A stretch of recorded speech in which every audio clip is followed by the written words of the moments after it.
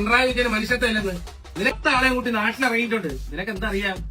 അന്നൊക്കെ നിന്റെ ഊക്കിയൊക്കെ എവിടെയായിരുന്നു? എന്റെ കറുത്ത കരങ്ങളിൽ അമർന്നപ്പോൾ മനുഷ്യന്റെ പ്രതീക്ഷ പോലും വെള്ളത്തിൽ മുങ്ങിപ്പോകുമെന്ന് പലരും കരുതിയ നിമിഷത്തിൽ ഈ നാടിന് മുന്നിൽ ഒരു കുട പോലെ നിന്ന് ഈ നാട്ടിലെ ജനങ്ങളെ സംരക്ഷിച്ച ഒരു ഭരണാധികാരി ഉണ്ടായിരുന്നു. ആ ഭരണാധികാരിയുടെ പേരാണ് പിണറായി വിജയൻ. പ്രിയപ്പെട്ട സഖാവെ, നിങ്ങൾ പറഞ്ഞത് ശരിയാണ്.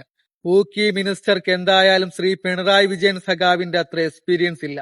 ആൾക്കാരെ കൊന്നും കൊലകൊടുത്തും രക്തസാക്ഷി ഫണ്ടിൽ നിന്ന് കൈയിട്ട് വാരിയും ഈ കൈകൾ ശുദ്ധമാണെന്ന് ജനങ്ങളെ പറഞ്ഞു പറ്റിച്ചതും ഓരോന്നായി നിങ്ങൾക്ക് പറഞ്ഞു തരാം. 1968 ഗണേഷ് പീഡിയുടെ പേരിൽ ഒരു പാവപ്പെട്ട ചെറുപ്പക്കാരനെ കൊന്നതും 12,000-ഓളം ജനങ്ങൾക്ക് ജോലി നഷ്ടപ്പെട്ടതും ആരും പെട്ടെന്നൊന്നും മറന്നിട്ടൊന്നുമില്ല. പിന്നെ സഖാവെ, നിങ്ങൾ പറഞ്ഞല്ലോ പ്രളയം വന്നപ്പോൾ ശ്രീ പിണറായി വിജയൻ സഖാവ് കൊട പോലെ വിരിഞ്ഞു നിന്നു. അതുകൊണ്ടായിരിക്കും നമ്മുടെ നാട്ടിൽ പ്രളയം വന്നപ്പോൾ രക്ഷാപ്രവർത്തനത്തിനിറങ്ങിയ എത്രയോ ചെറുപ്പക്കാർ സ്വന്തം ജീവൻ പോലും നോക്കാതെ നാടിനു വേണ്ടി പ്രവർത്തിച്ചപ്പോൾ അവരുടെ വാഹനത്തിന് നിങ്ങൾ ഫൈൻ ഈടാക്കിയത് എക്സ്ട്രാ ഫിറ്റിംഗ്സിന്റെ പേരിൽ. അതും ആരും മറന്നിട്ടൊന്നുമില്ല.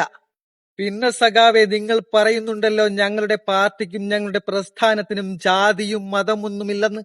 അതുകൊണ്ടായിരിക്കും സ്വന്തം നിലനിൽപ്പിന് വേണ്ടി ജാതിയോട് ഐത്തം കാണിക്കുന്ന, മതവിദ്വേഷം പുലർത്തുന്ന, വെള്ളാപ്പള്ളിയെ പോലെ വർഗീയ വിഷം ചീറ്റുന്ന ന്യൂനപക്ഷങ്ങൾക്കെതിരെ സംസാരിച്ചപ്പോൾ ഒരക്ഷരം പോലും മിണ്ടാതെ നിലപാടിന്റെ പുസ്തകം മൗനവ്രതം പാലിച്ചത്, അല്ലേ?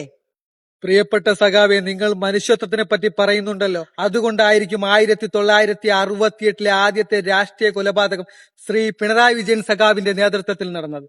അതുകൊണ്ടായിരിക്കും രക്തസാക്ഷി ഫണ്ടിൽ നിന്ന് കൈയിട്ട് വാരിയത്.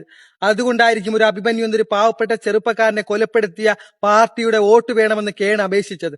അതുകൊണ്ടായിരിക്കും എത്രയോ PSC എഴുതിയ ചെറുപ്പക്കാർ നിങ്ങളുടെ മുമ്പിൽ പട്ടിണി കിടന്നത്. അവരെ ഒന്നും തിരിഞ്ഞു നോക്കാതെ നിങ്ങൾക്ക് വേണ്ടപ്പെട്ടവർക്ക് മാത്രം നിങ്ങൾ ഗവൺമെന്റ് ജോലി നൽകി.